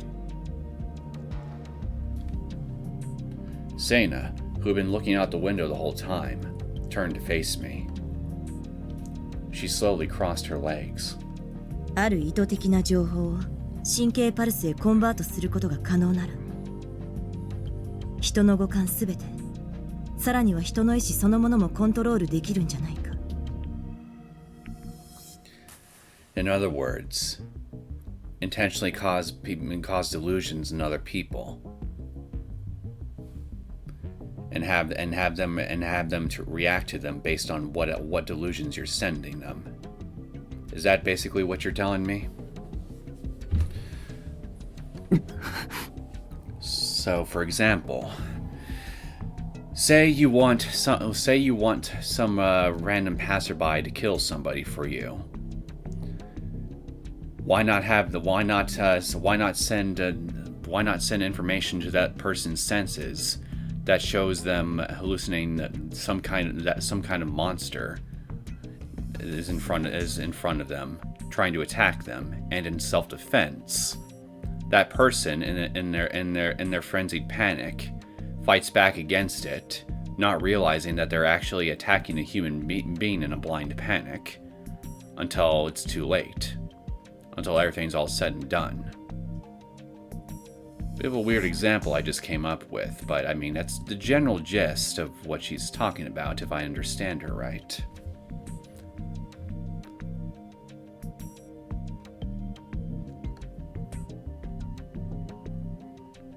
Or even thinking about it now,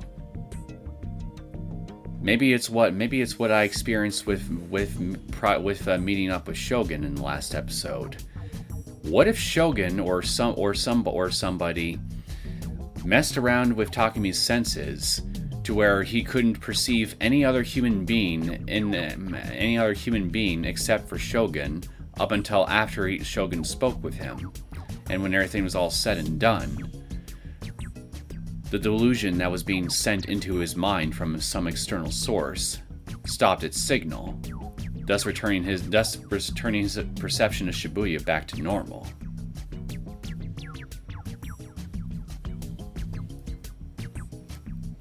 Even though it was right in front of Shibuya Station, it was strangely quiet on the train. It felt as if it had been deprived of sound itself.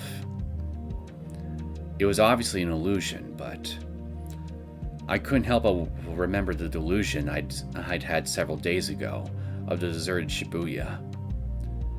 As I thought about it, I couldn't take my eyes off the crowd moving outside the window. さっき言ったように、人は電気仕掛けだ。脳だけじゃなく、全身に張り巡らされている神経にも電気が通っている。つまり、肉体的な動きまでも操れるということになるんだ。理論的にはな。I just thought of something else. What if this has something to do with the new gen murders? What if there isn't actually a single culprit behind them, but multiple culprits? Random people being taken control of by some external third party and murdering each other. the group dive. Maybe something took control of all of them and caused them to fall off the roof of that skyscraper. Someone might have taken control of whoever put that fetus inside that one guy. So on and so forth.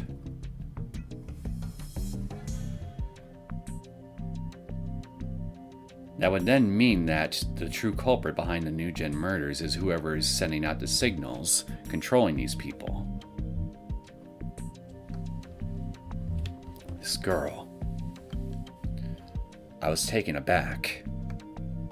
This girl was even more delusional than both me and Yua combined. But maybe that's to her advantage. What she was saying sounded logical, but it was clearly a total pipe dream. 事実、特許を取得した研究チームもその方向へと研究内容をシフトしている。あまりに危険すぎる内容だったから、アメリカ大統領が歯止めをかけようとして行政命令を出したくらいだ。Really now? How much of what she was saying was actually true? Well, maybe when you go back home, maybe you should do some Googling. Or deluding, as it's called in this universe. いかなる機関であろうと、政府との事前合意なしに人体の機密の研究を行うことを禁じる。それを支援することも同様である。とな。Common rule sounds like one of those things I've heard of somewhere before, but I don't know what it is. Common rule. A United States policy clearly defining and regulating research involving human subjects. Instated in 1981, the full title is the Federal Policy for the Protection of Human Subjects. The policy states that all institutions performing experimentation involving human subjects must abide by a specific set of rules, such as obtaining informed consent, properly recording findings, and complying with authority, be it a federal department, agency, or institutional review board. In layer subparts, additional protections are provided for pregnant women, children, fetuses, and prisoners. Fetuses, huh? Might be a bit of a stretch to assume this at this point, but I wonder if common rule might have something to do with the man-child murder. Anyway, I would imagine that I can believe something like this actually exists. It probably does in real life. Something I'll have to look into later. But if it does, then I would imagine it was probably put into place after the whole MK Ultra controversy back in the day. Because I think MK Ultra took place before 1981, if I remember right.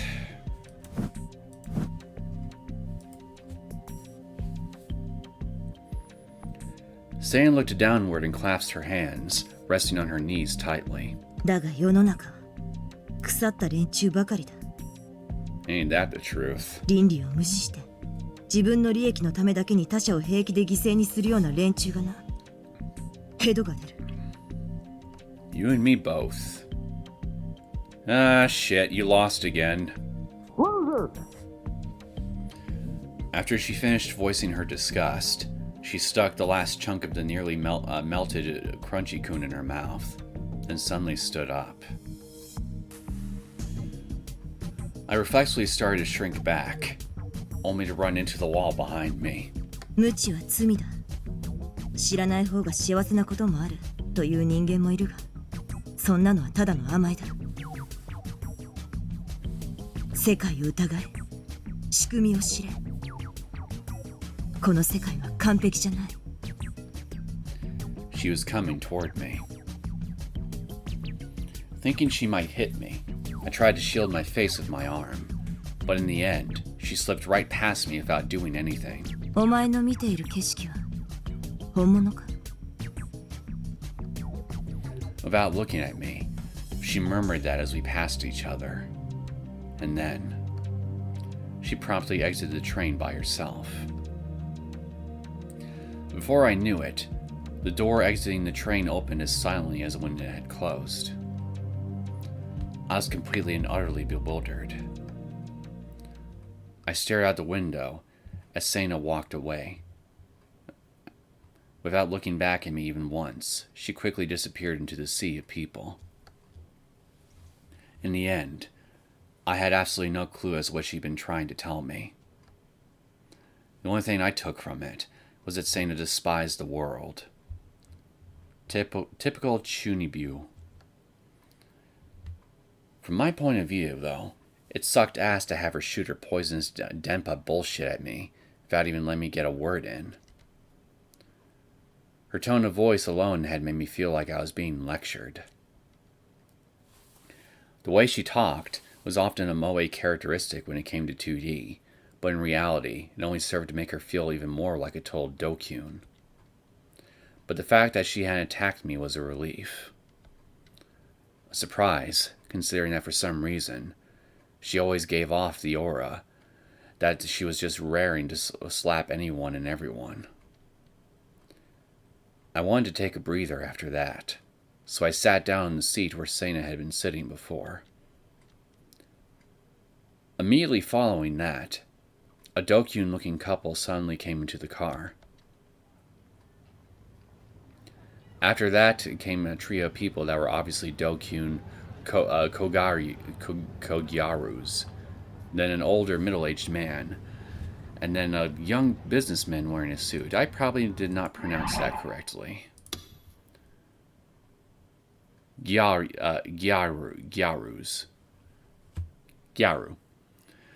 A Japanese fashion subculture that seeks to rebel against traditional standards of beauty. Often associated with delinquency, Gyarus and their many subgroups explore fashion as not necessarily considered normal in the eyes of society. For example, Ganguro, involves bleached hair, extreme tanning, and extensive use of makeup. So that's what that one's called. There are also less extreme types, such as Kogyarus, which simply involve wearing school uniforms with very short skirts. The train car had become claustrophobic in the blink of an eye. Before Sena had left, no one even tried to enter the car. So where the hell had they all come from? The voices of the dokyun couple and the Kogyarus were way too loud, so I got out of there while telling them all to go to hell in my head.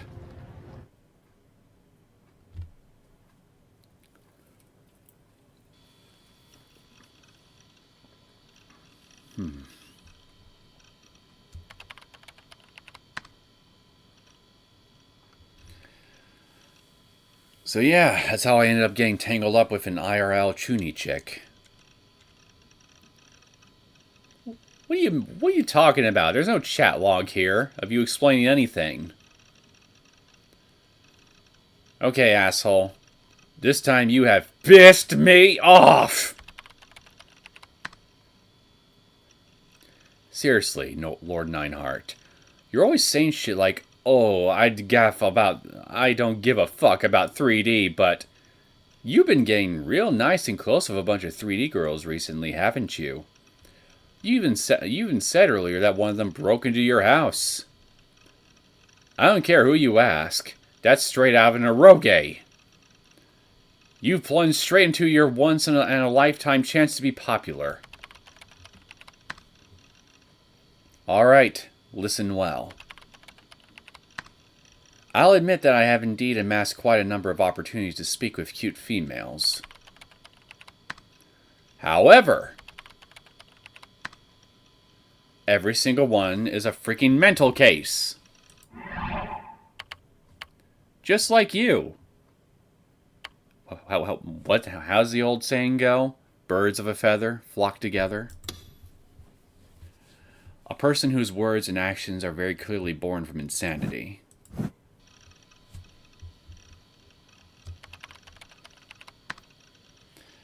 You try being on the receiving end of their brain-melting Denpa attacks. The sheer scale of schizo is legitimately horrifying. Okay, I truly am sorry. Don't worry about it. Even after I'd gone back home, I'd still been somewhat interested in what Sena had told me. Of course, I didn't think that what she'd said was true, but I was pretty sure that I'd be able to confirm it for myself if I did a little bit of research into the patent and memorandum specifically. So with Grimm's help, I started searching the internet. I was also able to get one of Grimm's friends who lived in America to help out as well. But even with all that help, I still didn't think we were going to find anything. In this day and age, you couldn't trust anyone without a source. How I wish we were still living in those days. Shiho was the friend of Grimm that I'd mentioned earlier. He lived in America and spoke fluent English.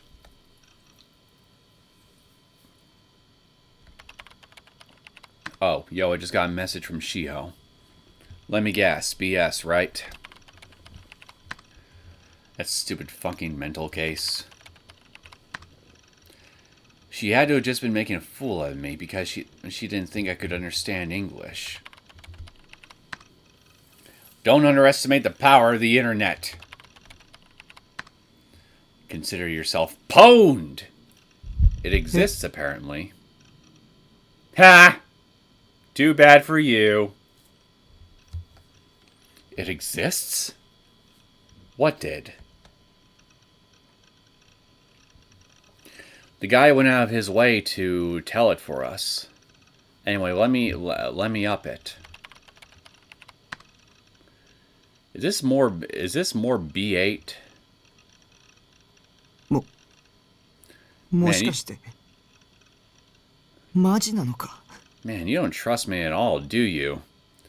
Although it's probably my fault for being an ass most of the time. Okay, then how about I invite Shiho instead?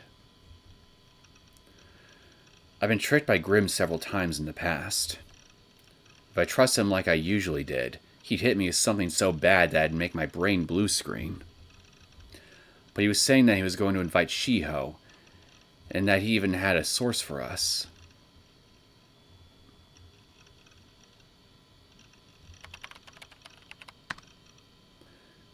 If this is just about you baiting me again, I'll kick you out of the guild. Okay. Trust me just this once. He was being surprisingly confident. Maybe it really was okay to trust him this time. そう僕はなんてお人よしなんだ Ain't that the truth? Slightly nervous, I squinted my eyes halfway shut to protect myself from seeing anything too quickly or too clearly. And then, I clicked the link. なんだこれ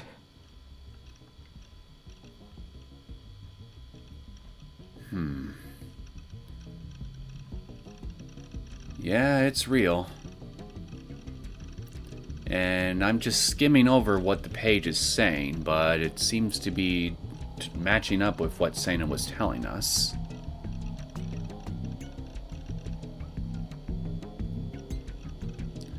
Okay, visual rebuilding.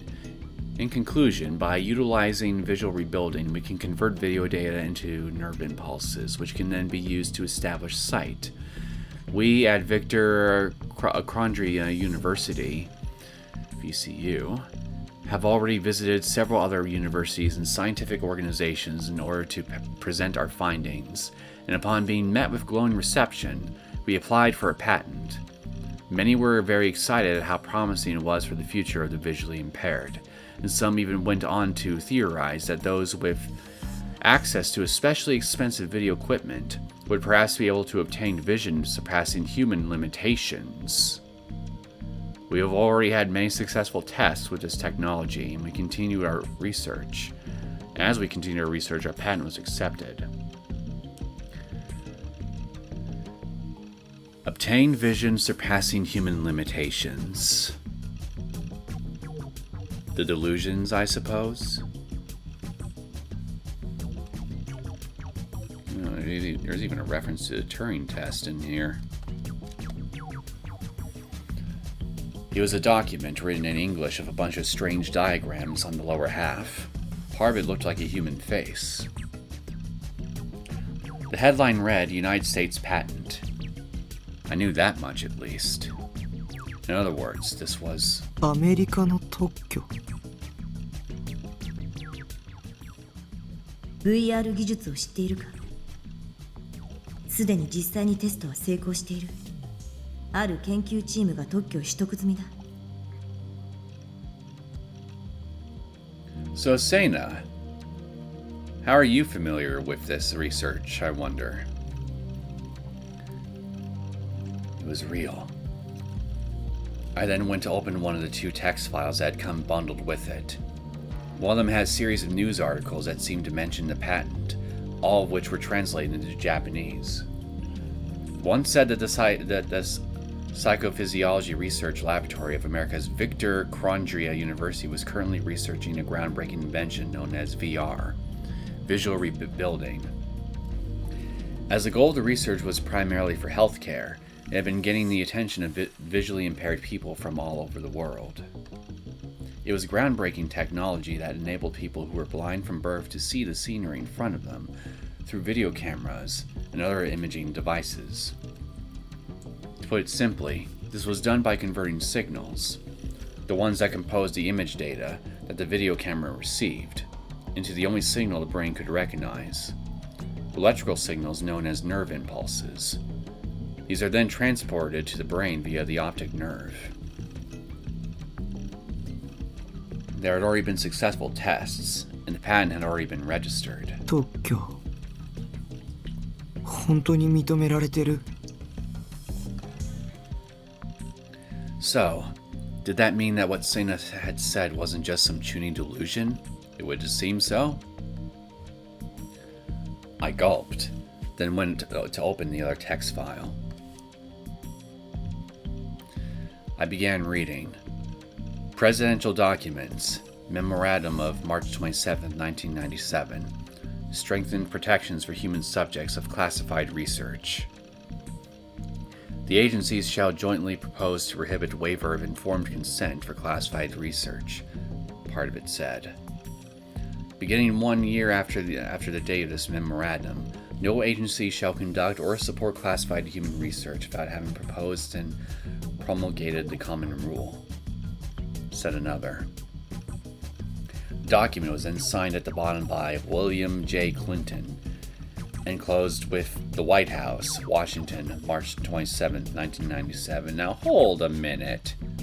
You referenced Bill Clinton earlier, and now we have this William J. Clinton. Something's a bit inconsistent here. Anyway, let's see what this is. Informed consent. To agree to any form of a contract under the condition of it being provided by the correct information. In Japan, it is primarily used in the medical field. A physician explains the treatment to the patient truthfully, in detail, and in an easily understood manner. This includes the definition of the treatment, as well as its side effects, success rate, risks, costs, alternate treatments, etc. Once the patent fully understands these, they are able to provide consent. Shame that the art of informed consent seems to be lost in the medical field these days, but I will shut my mouth. YouTube might ban me if I talk too much.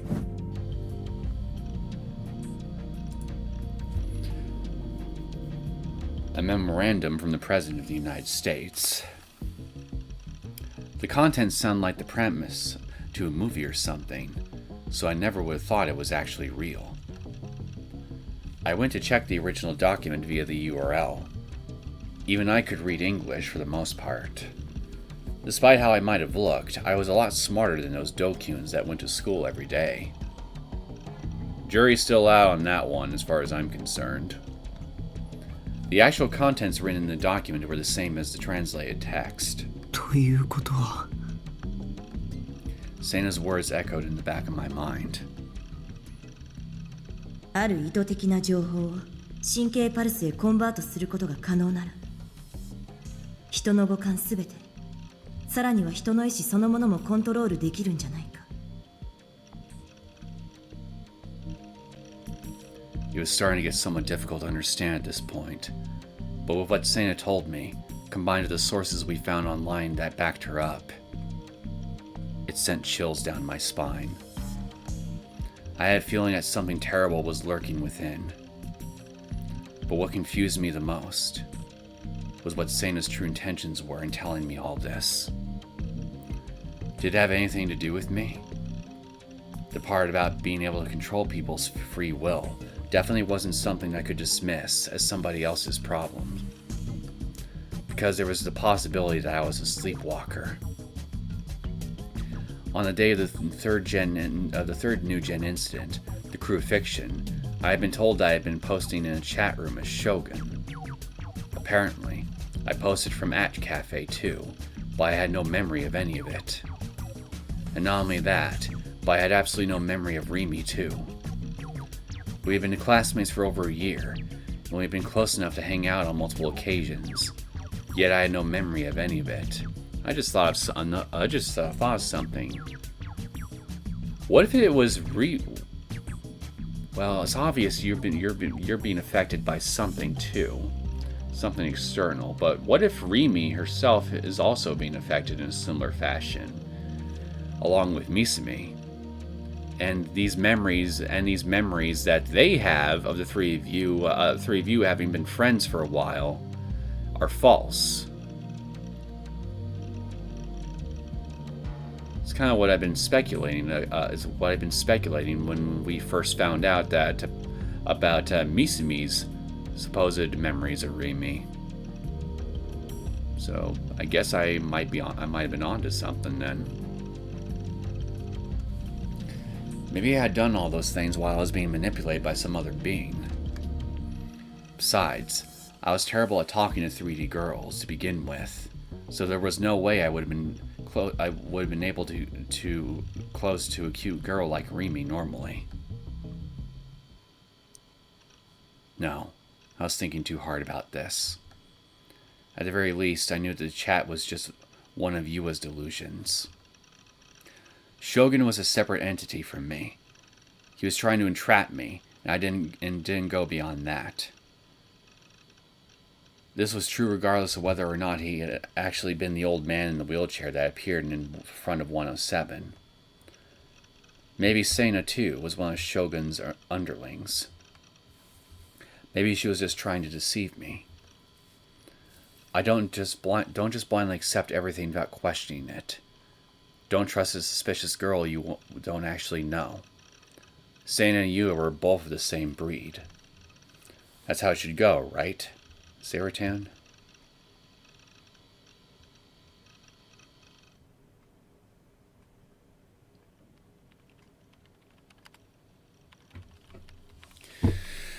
Well,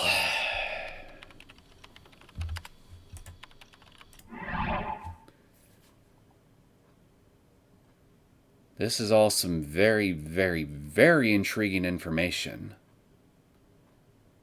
A lot of which I think might jive. A lot of which seems to mesh pretty well with some of my earlier theories as to at least some of what's going on. So, on one hand, it's nice to see that I was definitely onto something with at least Rimi and Misumi-kun. But it's obvious we're still not getting the full scope of what's going on here in relation to the information we just read. I think we're still only looking at the tip of the iceberg as far as this research into visual perception is concerned. But I'm convinced that this, at least at this point, that it probably actually has something to do with the new gen murders too, and whatever this Nozomi group is trying to accomplish.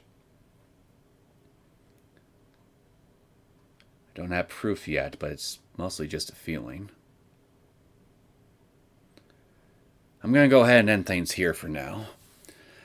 I hope you guys enjoyed this latest episode of Chaos Head Noah.